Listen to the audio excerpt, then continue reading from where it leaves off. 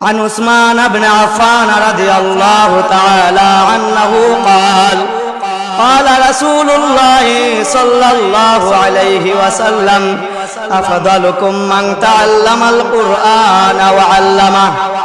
এই যে হাদিস আপনাদের সামনে আমি পাঠ করেছি, সেই হাদিসে বলা হয়েছে যে সর্বোত্তম ব্যক্তি ওই ব্যক্তি যারা কোরআন শিক্ষা করে এবং শিক্ষা দেয়। বলেন সুবহানাল্লাহ।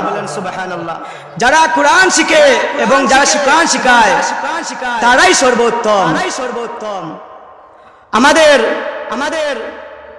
অনেক সম্পদ রয়েছে, অনেক ঘর বাড়ি টাকা পয়সা রয়েছে, হাদিসে তাদেরকে মূল্যায়ন ফজিলতের কথা বলা হয় নাই, বলা হয়েছে তাদেরকে যারা কোরআন শিক্ষা করবে এবং যারা কোরআন শিখবে তাদের এই ফজিলত এই হাদিসে আল্লাহ রাসূল সাল্লাল্লাহু আলাইহি ওয়াসাল্লাম বর্ণনা করেন। বলেন সুবহানাল্লাহ। কোরআনের গুরুত্ব অনেক বেশি। যারা এই পৃথিবীতে কোরআন এবং হাদিস অনুযায়ী মেনে চলবে, কোরআনকে যে যত বেশি সম্মান করবে, কোরআনের সাথে যাদের সম্পর্ক, উলামায়ে কেরামদেরকে যারা মায়া মোহাব্বত করবে, তাদেরকে সম্মান করবে, তারা দুনিয়াতেও কামিয়াব হবে, আখিরাতেও কামিয়াব হবে। ঠিক কিনা?